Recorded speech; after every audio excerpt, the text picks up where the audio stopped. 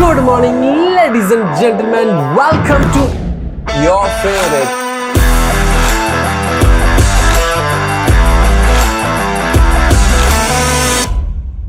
Ladies and gentlemen, welcome to yet another video. ഞാൻ ദുബായിൽ നിന്നും ഒരു പുതിയ മോണിറ്റർ മേടിച്ചിരിക്കുകയാണ് ഗൈസ്. ഇതിൻ്റെ പേരാണ് സാംസങ് ഒഡീസി OLED G8. അതെ, ഷോറൂമിലൊക്കെ പോയി ചോദിച്ചു കഴിഞ്ഞാൽ ഇതിൻ്റെ വില വന്ന് 5000 4500 അങ്ങനെയൊക്കെ വില വരും. ഷോറൂമിൽ ഭയങ്കര വിലയാണ്, അത് 6500 ഈ റേഞ്ചാണ്.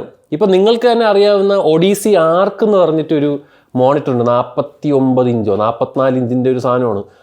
10500 ദർഹമാണ് ഷോറൂമിൽ അതിൻ്റെ പ്രൈസ് വരുന്നത്.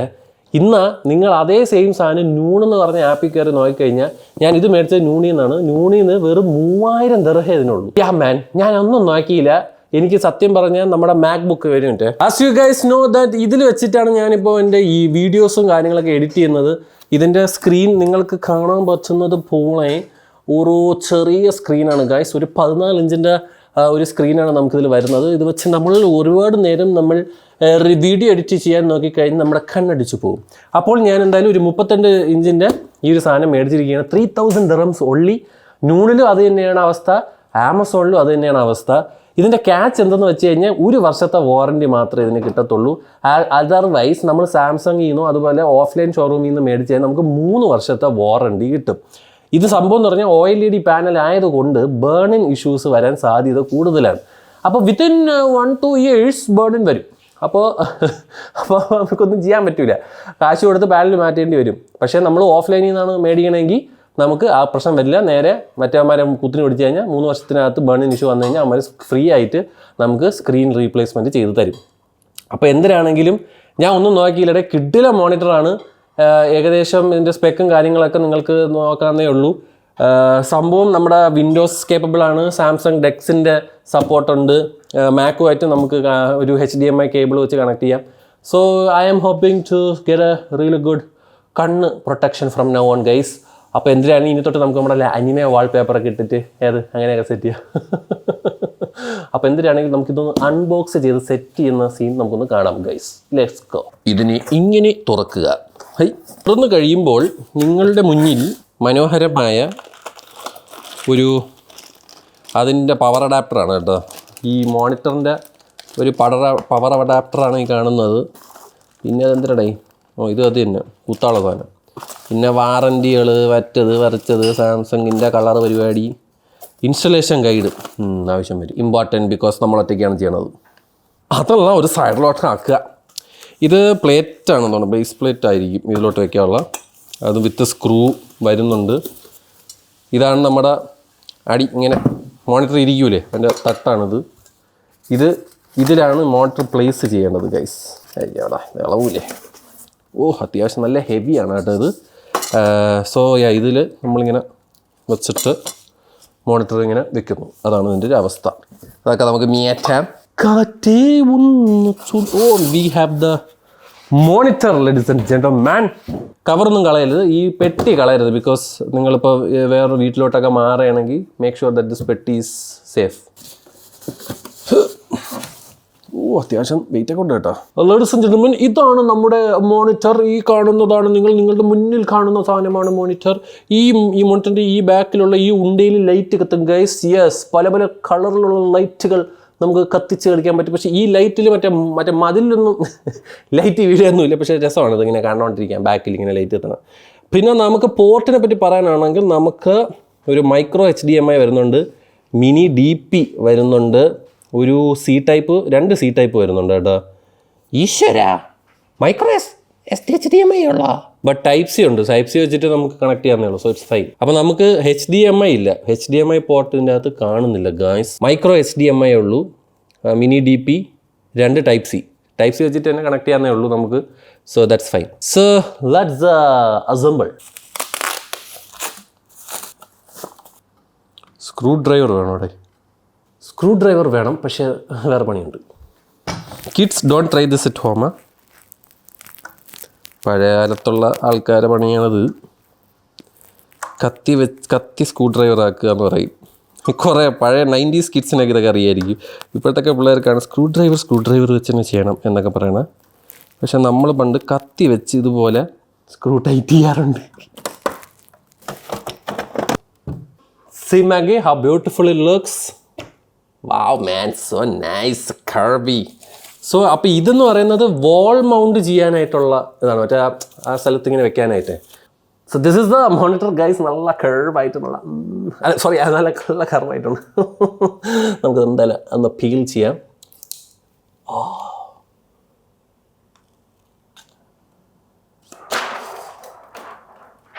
Man, that was so satisfying.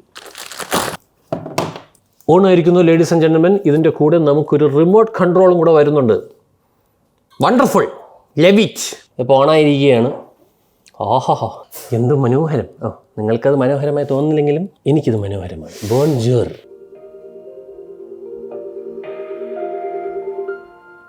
Invert speaker കൊള്ളാം കേട്ടോ. സെറ്റപ്പ് ആവുന്നതിന് മുന്നേ ഞാൻ ഈ റിമോട്ട് കൺട്രോൾ ഒന്ന് പരിചയപ്പെടുത്തി തരാം കേട്ടോ. ഇവിടെ നമുക്ക് ഡിസ്നി പ്ലസിൻ്റെ ഡയറക്റ്റ് കോളുണ്ട്, നെറ്റ്ഫ്ലിക്സ് ഉണ്ട്, പ്രൈം വീഡിയോ ഉണ്ട്, പിന്നെ ഇതെന്തിനാണ് എനിക്കാണ് കേട്ടോ.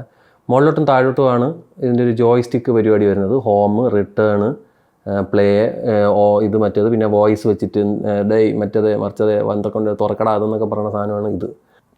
ബൈ ദ വേ ഇനി തൊട്ട് PS5 ഒക്കെ തണ്ട് ഇതിൻ്റെ അകത്ത് കളിക്കാം. വേറെ ലെവലായിരിക്കും. പറയുമ്പോൾ അതിനകത്ത് കണക്ട് ചെയ്യണമല്ലേ നോക്കട്ടെ.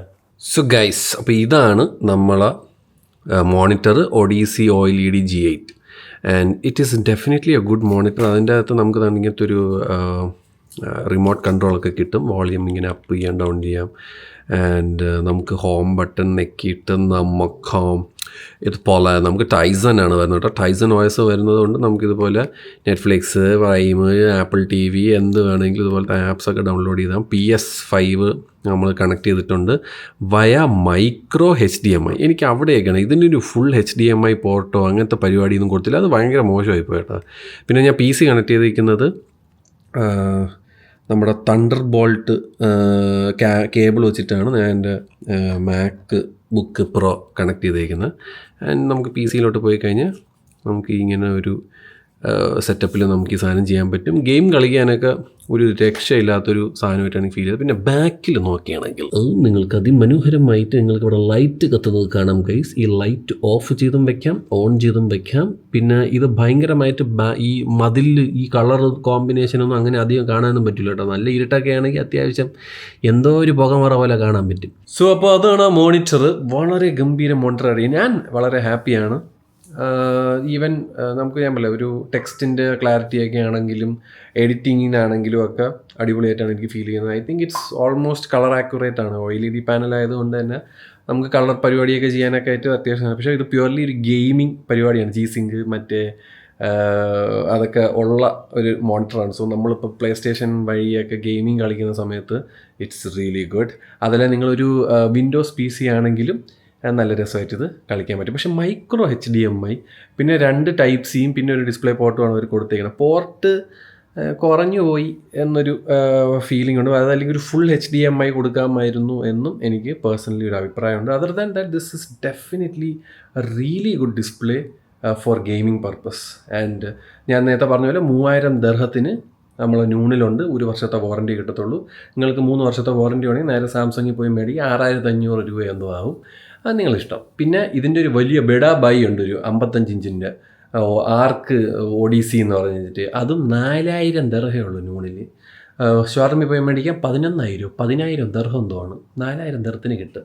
സത്യം പറഞ്ഞാൽ ഇവിടെ സ്ഥലമില്ലാത്തതുകൊണ്ടാണ് ഞാൻ അതേ മേടിക്കത്തുള്ളായിരുന്നു. സത്യം 55 ഇഞ്ച് TV ആവശ്യം പോലും ഇല്ല. എല്ലാ പുണ്ണാക്ക് അതിൽ തന്നെ ചെയ്യാം. മലത്തി വെച്ചിട്ട് 3 സ്ക്രീനായിട്ടൊക്കെ ഡിവൈഡൊക്കെ ചെയ്യാം. ഇതിൽ 2 സ്ക്രീൻ നമുക്ക് കൊടുക്കാൻ പറ്റും. ഒരേ സമയത്ത് നമുക്ക് PS5 കളിക്കാം, ഈ പറയുന്ന വർക്കും ചെയ്യുന്ന പരിപാടിയൊക്കെ ഇതിൽ ചെയ്യാൻ പറ്റും. 2 ഔട്ട് നമുക്ക് കൊടുക്കാൻ പറ്റും മോണിറ്ററിൽ. So very nice item. And പ്രശ്നമെന്ന് പറഞ്ഞാൽ ചില സമയത്ത് ഒരു മെസ്സേജ് ഇങ്ങനെ ഇടയ്ക്കിടയ്ക്ക് ഇങ്ങനെ പോപ്പപ്പ് ചെയ്ത് വരും. അത് എങ്ങോട്ട് ഓഫ് ചെയ്യണം, അത് ഓഫ് ചെയ്ത് ഇടാൻ പറ്റുമായിരിക്കും, നോക്കാം എന്തായാലും. പക്ഷേ ഇത് കിട്ടിയിട്ട് ഇപ്പോൾ ഏകദേശം ഒരാഴ്ച ആവുന്നതേ ഉള്ളൂ.